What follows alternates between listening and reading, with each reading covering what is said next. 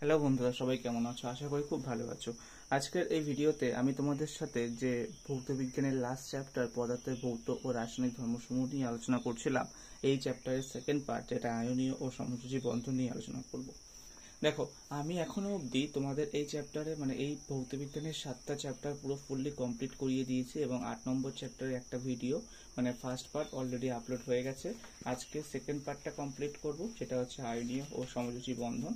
এবং কালকে কালকে বলতে নেক্সট ডেতে তোমাদের তড়িৎ প্রবাহ ও রাসায়নিক বিক্রিয়া, যেটা সেই পার্টটা কমপ্লিট করব। এবং তার পরের দিনকে তোমাদের পরীক্ষাগার ও রাসায়নিক শিল্পে অজৈব রসায়ন, এই পার্টটা কমপ্লিট করানোর চেষ্টা করব। এবং তারপরে ধাতুবিদ্যা। ঠিক আছে, তো টোটাল 6টা পার্ট আছে এটা, এবং জৈব রসায়ন, অর্গানিক কেমিস্ট্রি, এই জিনিসগুলোকে কমপ্লিট করার চেষ্টা করব। তো চলো আজকের তোমাদের প্রথম যে চ্যাপ্টার, সেটা আলোচনা করা যাক, আয়নীয় ও সমযোজী বন্ধন। তার আগে বলে রাখি, যে সমস্ত বন্ধুরা চ্যানেলে নতুন, তারা প্লিজ চ্যানেলটিকে সাবস্ক্রাইব করো এরকম এডুকেশন রিলেটেড ভিডিও পাওয়ার জন্য। তো চলো স্টার্ট করছি। প্রথমে আসছি রাসায়নিক বন্ধন। যখন আয়নীয় এবং সমযোজী বন্ধন, এটা কিন্তু ওয়ান কাইন্ড অফ রাসায়নিক বন্ধন। এবারে রাসায়নিক বন্ধনটা কি? দেখো, কোনো মৌল বা যৌগিক অণু কি হয়, বা আয়নীয় জোটে কি হয়, অংশগ্রহণকারী একই বা ভিন্ন মৌলের পরমাণুগুলি কি হয়, নির্দিষ্ট আকর্ষণী বলের দ্বারা সংযুক্ত থাকে। সংযুক্ত অবস্থায় কি হয়, পরমাণুগুলি নিম্নতর শক্তি স্তরে থাকে, এবং এর ফলে কি হয়, বিভিন্ন পরমাণুগুলি যে ইলেকট্রন বিন্যাস লাভ করে তা কি হয়, অধিকতর সুস্থির হয়। ঠিক আছে, দুটো পরমাণু পরস্পরের সঙ্গে রাসায়নিকভাবে সংবদ্ধ হয়ে থাকে, এবং এর ফলে কি হয়, পরমাণুগুলির ইলেকট্রন বিন্যাস কি হয়, অনেক বেশি সুস্থিত বা স্টেবল হয়। এবারে পরমাণুগুলির সর্ববহিস্থ বা যোজ্যতা কক্ষের ইলেকট্রনগুলির পুনর্বিন্যাসের ফলে সৃষ্ট আকর্ষণ বলের দ্বারা পরমাণু বা আয়নগুলি আবদ্ধ হয়ে অপেক্ষাকৃত বেশি স্থায়িত্ব অর্জন করে, এবং এর ফলে কি হয়, বিভিন্ন অণু বা আয়নীয় জোট গঠিত হয়। এই যে আকর্ষণ বল, এটাকেই বলছে রাসায়নিক বন্ধন। দুটো পরমাণু পরস্পরের সঙ্গে আবিষ্ট হয়ে তাদের ইলেকট্রন বিন্যাস যদি অধিকতর স্টেবিলিটি লাভ করে, তার ফলে কি হয়, ইলেকট্রনটা একটা বেশি সুস্থির হয়। এবং এই যে ঘটনা, এই যে আয়নীয় বলের প্রভাবে, বা এই যে বলের প্রভাবে, আকর্ষণ বলের প্রভাবে, তোমাদের দুটো পরমাণু পরস্পরের সঙ্গে সুসংবদ্ধভাবে গঠিত হয়ে একটা স্থায়ী গঠন সৃষ্টি করে। এই আকর্ষণ বলটাকেই বলছে রাসায়নিক বন্ধন। ঠিক আছে, এবার রাসায়নিক বন্ধন তোমার হচ্ছে বৈশিষ্ট্যগুলো কি কি। দেখো, যোজ্যতা কক্ষে ইলেকট্রন গ্রহণ অথবা যোজ্যতা কক্ষ থেকে ইলেকট্রন বর্জন। তারপরে রাসায়নিক বন্ধনের ক্ষেত্রে কি হয়, যোজ্যতা কক্ষে ইলেকট্রন জোড় গঠনের মাধ্যমে রাসায়নিক বিক্রিয়ায় অংশগ্রহণকারী পরমাণুগুলির সর্বশেষ কক্ষে নিকটতম নোবেল গ্যাসের ইলেকট্রন বিন্যাস অর্জনের ফলে সৃষ্ট আকর্ষণ বলকে রাসায়নিক বন্ধন বলা হয়। এবারে আয়নীয় যৌগগুলোর ধর্ম। ঠিক আছে, রাসায়নিক বন্ধন পড়লাম। এবারে রাসায়নিক বন্ধন বিভিন্ন টাইপ হয়। এখন পড়বো আমরা আয়নীয় যৌগগুলির ধর্ম। ঠিক আছে, এই যে আয়নীয় যৌগ, এখানে আয়নিক বন্ড গঠিত হবে। আয়নিক বন্ড কোনো একটা পরমাণু কোনো একটা ইলেকট্রনকে দেবে, এবং বা ইলেকট্রন বর্জন করবে, এবং সেই ইলেকট্রনটা গ্রহণ করবে কোনো আরেকটা পরমাণু। এবং এখানে তারা হচ্ছে কি করবে, দুটো একটা হচ্ছে তোমার হচ্ছে এই যে এই যে ইলেকট্রনটা দিল, যে পরমাণুটা দিল, সে প্লাসে পরিণত হবে, এবং যে গ্রহণ করলো সে মাইনাসে পরিণত হবে। এই প্লাস মাইনাস মিলিত হয়ে কি করবে, সুস্থিত গঠন সৃষ্টি করবে। তো এটাই হচ্ছে বেসিক্যালি আয়নীয় যৌগ। এবারে আয়নীয় যৌগগুলির ধর্মগুলো কি কি হয়। প্রথম হচ্ছে ভৌত অবস্থা। ভৌত অবস্থা বলতে কি বোঝাচ্ছে, যে আয়নীয় যৌগগুলো সাধারণ চাপ এবং উষ্ণতায় কি হয়, কঠিন হয়। ঠিক আছে, এবারে তারপর গলনাঙ্ক ও স্ফুটনাঙ্ক। আয়নীয় যৌগগুলোর কি হয়, গলনাঙ্ক ও স্ফুটনাঙ্ক সাধারণত খুব বেশি হয়, এবং যৌগগুলো কি হয়, অনুদায়ী হয়। ঠিক আছে, এবারে কাঠিন্য। কাঠিন্য বলতে কি বোঝাচ্ছে, যে এগুলো সাধারণ উষ্ণতায় ও চাপে কি হয়, কেলাসাকার কঠিন পদার্থ। এবারে তড়িৎ পরিবাহিতা। তড়িৎ পরিবাহিতা বলতে কি বোঝাচ্ছে, যে এই যৌগগুলো কঠিন অবস্থায় কিন্তু তড়িৎ পরিবহন করে না, কিন্তু যদি এরা জলের মধ্যে ধ্রুবীয়, দ্রাবক অথবা গলিত অবস্থায় কি হয়, ক্যাটায়ন এবং অ্যানায়নে বিশ্লিষ্ট হয়ে যায়, এবং এর ফলে কি হয়, তো মুক্ত ইলেকট্রনের বিন্যাস ঘটে, এবং মুক্ত ইলেকট্রনের বিন্যাসের জন্য কি হয়, মুক্ত ইলেকট্রন গঠিত হওয়ার জন্যই হচ্ছে ইলেকট্রনের তড়িৎ প্রবাহ ঘটে। ঠিক আছে, এবারে তোমার হচ্ছে এটা হলো। এবারে কি হচ্ছে, কঠিন অবস্থায় আয়নীয় যৌগের ক্যাটায়ন ও অ্যানায়নগুলি তীব্র স্থির তড়িৎ আকর্ষণ বলের দ্বারা যুক্ত থাকায় কেলাস জালকের মধ্যে স্থির অবস্থায় থাকে, গতিশীল হয় না।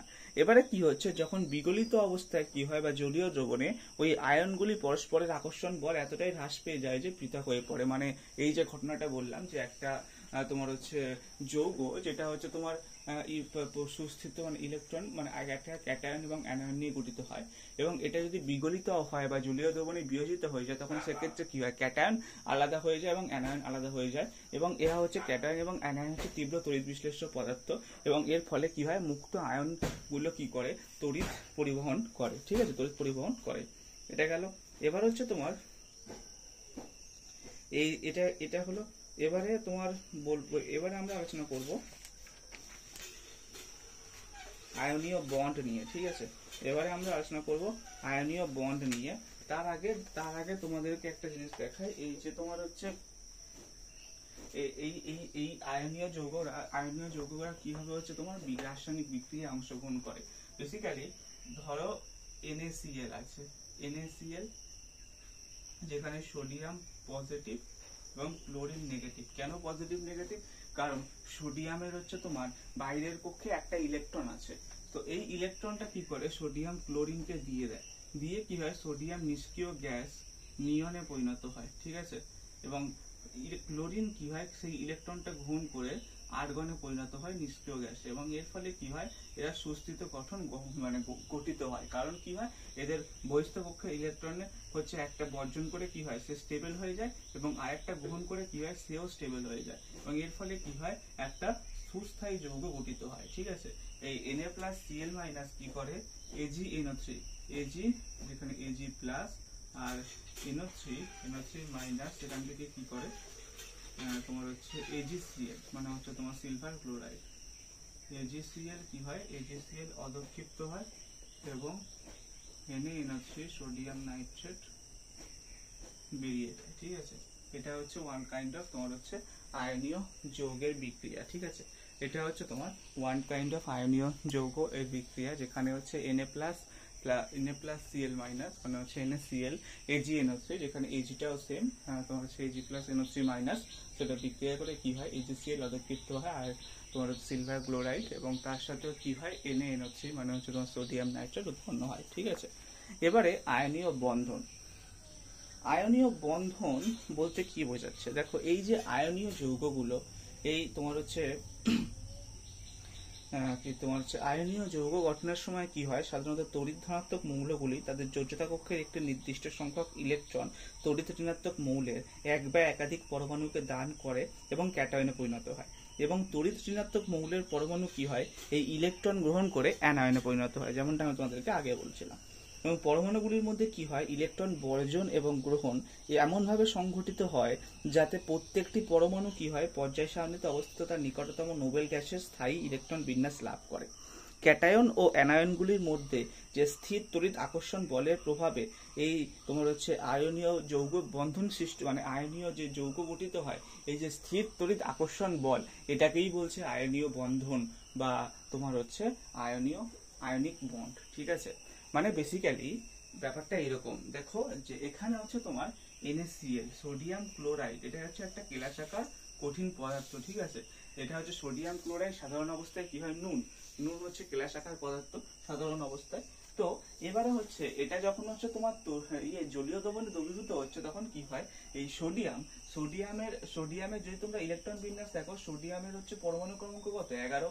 তার মানে তোমার হচ্ছে এটা ধরো নিউক্লিয়াস, যেখানে হচ্ছে নিউট্রন আর প্রোটন আছে, 11 মানে তোমার হচ্ছে প্রথম কে কক্ষপথে হচ্ছে তোমার 2টো থাকবে, তারপরে এল কক্ষপথে হচ্ছে তোমার 8টা থাকবে, মানে 1 2 3 4 5 6 7 8টা ইলেকট্রন আছে, আর তারপরে এখানে হচ্ছে তোমার এম কক্ষপথে হচ্ছে একটা ইলেকট্রন, তার মানে 8 দিয়ে 10 প্লাস 11, তার মানে বহিস্থ কক্ষে একটা ইলেকট্রন আছে।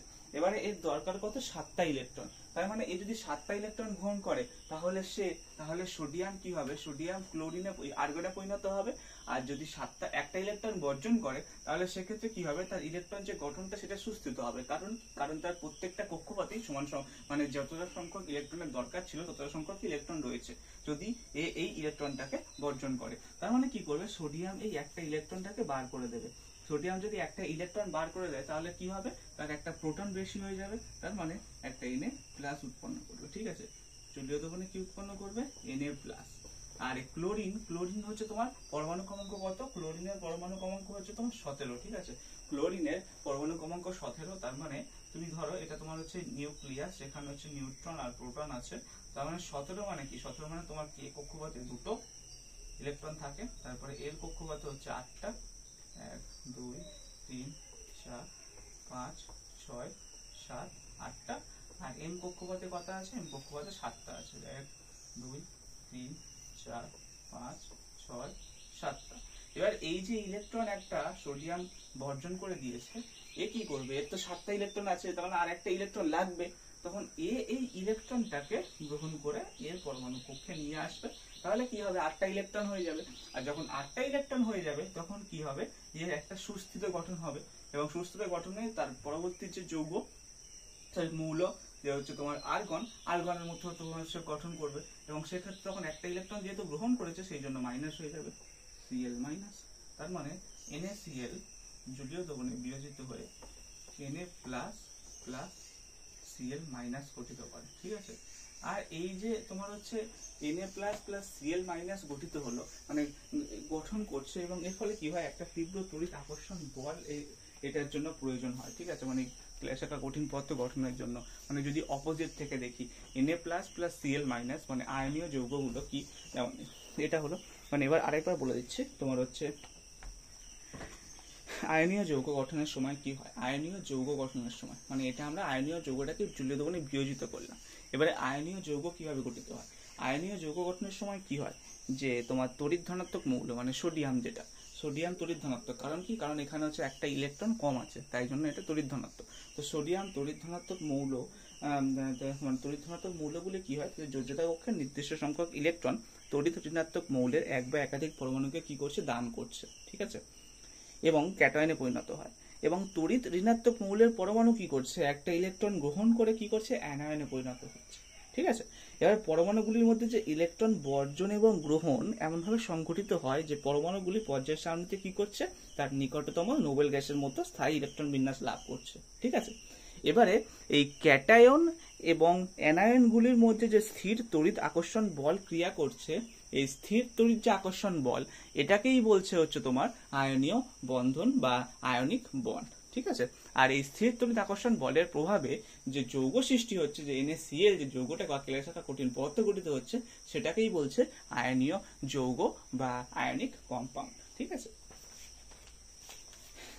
এবার আমি সোডিয়াম ক্লোরাইডের হচ্ছে তোমার গঠনটা বলে দিলাম, সোডিয়াম ক্লোরাইড কিভাবে হচ্ছে তোমার মানে বিক্রিয়া হচ্ছে, মানে সোডিয়াম ক্লোরাইড কিভাবে গঠিত হচ্ছে সেটা আমি তোমাদেরকে বললাম, সোডিয়াম ক্লোরাইডের কেলাস শাখার গঠন। ঠিক আছে, এবারে এই যে সোডিয়াম ক্লোরাইড আয়নীয় যৌগের কয়েকটা বৈশিষ্ট্য আমি বলবো। দেখো সোডিয়াম ক্লোরাইড কি, সোডিয়াম ক্লোরাইড হচ্ছে একটা অষ্টদলাকৃতি কেলাস শাখার কঠিন পদার্থ, যেখানে কি হয়, কেলাসের প্রতিটি গঠনে কি হয়, সোডিয়াম আয়ন নিকটবর্তী দূরত্ব অবস্থায় 6টা ক্লোরিন আয়ন দ্বারা, এবং প্রতিটি ক্লোরিন আয়ন নিকটতম দূরত্ব অবস্থায় 6টা সোডিয়াম আয়ন দ্বারা কি হয়, বেষ্টিত হয়ে মূলত একটি সুস্থির ত্রিমাত্রিক জালকের মতো আকার গঠন করে। এবারে সোডিয়াম ক্লোরাইডের মতো আয়নীয় যৌগে কি হয়, অসংখ্য বিপরীতধর্মী তড়িৎ আধান আয়ন ত্রিমাত্রিক জালকের আকারে যুক্ত থাকে, এবং এর ফলে কি হয়, আয়নীয় যৌগের অণুর কোনো অস্তিত্ব থাকে না।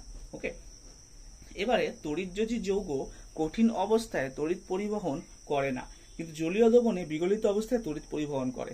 কারণ কি, কারণ হচ্ছে সোডিয়াম ক্লোরাইড হচ্ছে আয়নীয় যৌগের কেলাসে কি হয়, বিপরীতধর্মী আয়নগুলি জালকের আকারে অবস্থিত থাকে। এবারে কি হয়, এই আয়নগুলির মধ্যে কি হয়, তীব্র স্থির তড়িৎ আকর্ষণ বল ক্রিয়া করে। ক্রিয়ার জন্য কি হয়, কেলাসের দুই প্রান্তে বিভব প্রভেদ প্রয়োগ করলেও আয়নগুলির যথেষ্ট আপেক্ষিক সরণ ঘটে না। ঠিক আছে, এবার কি হচ্ছে, এবার যখন আমরা কঠিন অবস্থায় তড়িৎ পরিবহন তাই করতে পারে না, এবার যখন তাপ প্রয়োগ করে বিগলিত করা হচ্ছে তখন কি, বা জলীয় দ্রবণে যখন আয়নীয় দ্রবণে যখন দ্রবীভূত করা হচ্ছে তখন কি হচ্ছে, এই আয়নগুলির মধ্যে ভিতর মানে আয়নগুলির ভিতর যে আকর্ষণ বল কি হয়, এই আকর্ষণ বলটা খুব কমে যায়, এবং এর ফলে কি হয়, এই যে আয়নীয় যৌগ জলীয় দ্রবণে বিয়োজিত হয়ে ক্যাটায়ন এবং অ্যানায়নে গঠন করে, Na+ and Cl- গঠিত হয়, এবং এর ফলে কি হয়, আয়নগুলো বিচ্ছিন্ন হয়ে পড়ে, এবং এই অবস্থায় কি হয়, তড়িৎ প্রবাহিত হয় কি হয়, কারণ কি, মুক্ত আধান বা মুক্ত ইলেকট্রন সৃষ্টি হয় বা মুক্ত আয়নগুলির সৃষ্টি হয়, যারা হচ্ছে তড়িৎ প্রবাহ ঘটাতে সক্ষম। ঠিক আছে, এটা গেল। এবারে লিথিয়াম হাইড্রাইডের গঠনটা আমি তোমাদেরকে বলে দিচ্ছি, ঠিক আছে। লিথিয়াম হাইড্রাইড মানে লিথিয়াম হাইড্রাইড LiH, ঠিক আছে। এটা গেল সোডিয়াম ক্লোরাইডের গঠন কিভাবে হচ্ছে। এবার আমরা আলোচনা করব লিথিয়াম হাইড্রাইডের গঠন কিভাবে হচ্ছে, ঠিক আছে। লিথিয়াম হাইড্রাইড মানে LiH, ঠিক আছে। এটা হচ্ছে তোমার লিথিয়াম হাইড্রাইড LiH। তো লিথিয়াম হাইড্রাইড কিভাবে গঠিত হচ্ছে, যে লিথিয়ামে কি হয়, হাইড্রোজেন হিলিয়াম লিথিয়াম মানে 3 নম্বরে। তোমার লিথিয়াম হচ্ছে তোমার যদি ইলেকট্রন বিন্যাস করো, নিউট্রন প্লাস প্রোটন নিউক্লিয়াসে থাকবে, তার আগে কে কক্ষপথে 2টো ইলেকট্রন এবং তার আগের কক্ষপথে কি হয়, 1টা ইলেকট্রন। তার মানে লিথিয়ামের হচ্ছে তোমার লিথিয়াম কি করবে, লিথিয়ামের হচ্ছে তোমার 1টা ইলেকট্রন আছে, ঠিক আছে। লিথিয়ামের 1টা ইলেকট্রন আছে বাইরের কক্ষপথে, এবং হাইড্রোজেনের কি হয়, বাইরের কক্ষপথে 1টা ইলেকট্রন আছে। তো লিথিয়াম এই 1টা ইলেকট্রন হাইড্রোজেনকে দিয়ে দেবে, দিয়ে কি উৎপন্ন করবে, Li plus plus H minus. এই Li প্লাস আর H মাইনাস থেকে গঠিত হবে LiH, যেটা হচ্ছে তোমার লিথিয়াম হাইড্রাইড, ঠিক আছে। এটা গেল তোমার হচ্ছে আয়নীয় যৌগ এবং আয়নীয় বন্ধন। এবার আমরা আলোচনা করব সমযোজী যৌগ এবং সমযোজী যৌগের ধর্ম সম্পর্কে। দেখো, আয়নীয় যৌগের ক্ষেত্রে কি হচ্ছিল, আয়নীয় যৌগের ক্ষেত্রে এরকম হচ্ছিল যে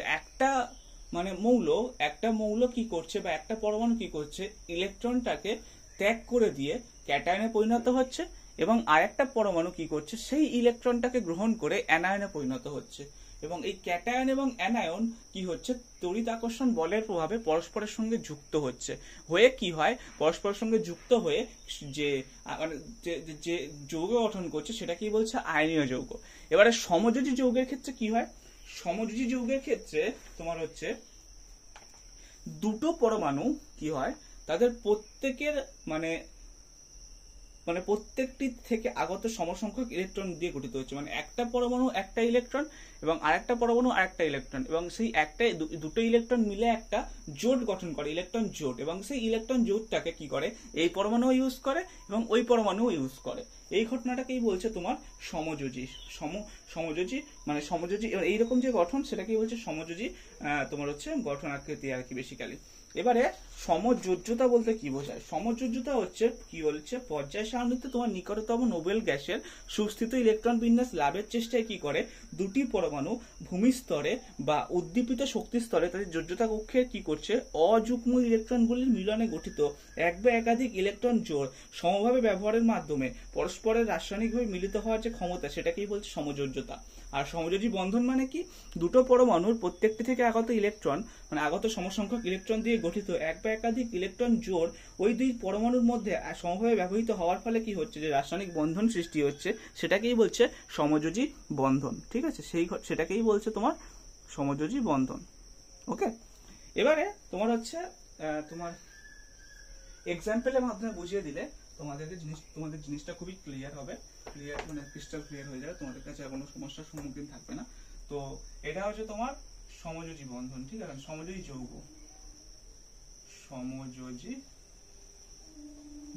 তো আমি একটা উদাহরণ দিচ্ছি, তোমার হচ্ছে হাইড্রোজেন ক্লোরাইড অণু কিভাবে গঠিত হচ্ছে, ঠিক আছে। হাইড্রোজেন ক্লোরাইড অণু কিভাবে গঠিত হচ্ছে, ধরো এক্ষেত্রে তোমার হাইড্রোজেন ক্লোরাইড কিভাবে গঠিত হয়, হাইড্রোজেন প্লাস ক্লোরিন বিক্রিয়া করে কি করে, HCl উৎপন্ন করে।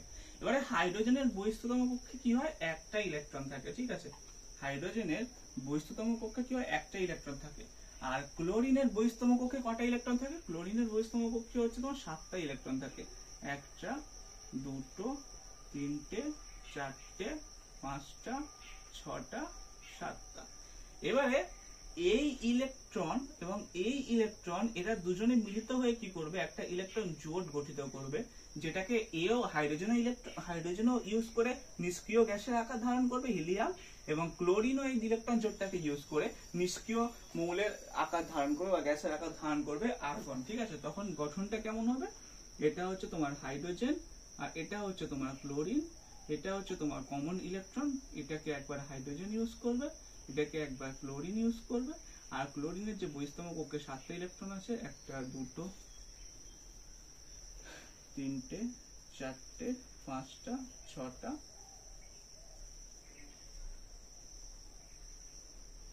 6টা, ঠিক আছে, দেখো 6টা 7টা 8টা, তার মানে এখানে ক্লোরিনের বহিস্তম কক্ষে 7টা ইলেকট্রন ছিল, সে একটা ইলেকট্রনকে এখানে নিয়ে আসবে, একটা ইলেকট্রন, আর হাইড্রোজেনের যে একটা ইলেকট্রন, এই দুটো ইলেকট্রন পরস্পরের সাথে ইলেকট্রন জোট গঠিত করবে, ঠিক আছে, পরস্পরের সাথে ইলেকট্রন জোট গঠিত করবে, এবং এই ইলেকট্রন জোট হাইড্রোজেনে ইউজ করে হিলিয়ামের মতো সুস্থিত পরমাণু গঠন করবে নিষ্ক্রিয় মৌলে, আবার ক্লোরিনও এই ইলেকট্রন জোটটাকে ইউজ করে আর্গনের মতো নিষ্ক্রিয় মৌলের মতো আকার ধারণ করবে, মানে আকার ধারণ করবে, যাতে তাদের সুস্থিত গঠন হয়, ঠিক আছে।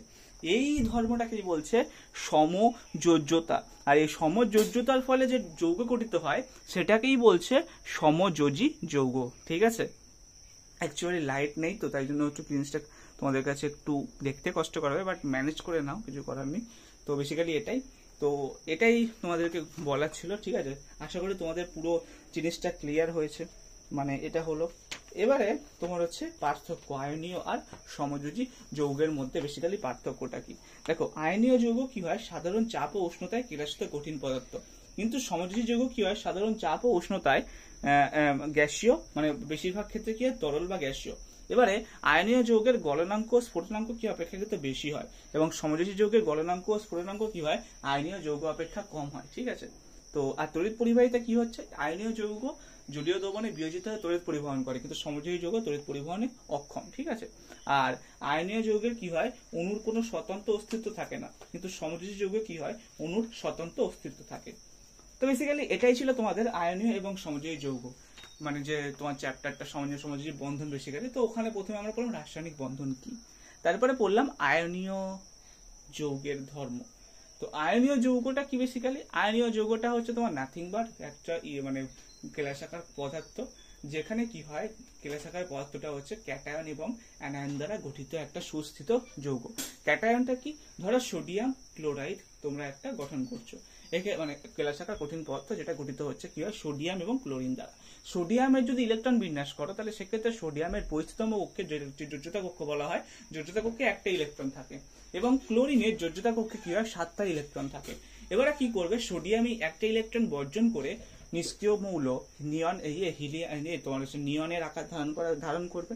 সেক্ষেত্রে কি হবে, সোডিয়াম প্লাস Na প্লাস, কারণ একটা ইলেকট্রন ত্যাগ করে দিয়েছে, এবং ক্লোরিন ওই ইলেকট্রনটাকে গ্রহণ করে কি করবে, Cl মাইনাস গঠন করবে, এবং এই Na প্লাস এবং Cl মাইনাস পরস্পরের সাথে যে তড়িৎ আকর্ষণ বলের প্রভাবে যুক্ত হয়, সেই তড়িৎ আকর্ষণ বলটাকেই বলছে হচ্ছে তোমার তড়িৎযোজী বন্ধন বা আয়নিক বন্ড। আর তোমার হচ্ছে তোমার যে এই যে গঠিত কেলাসাকার কঠিন পদার্থ যে গঠিত হচ্ছে NaCl, সেটাকেই বলছে আয়নীয় যৌগ।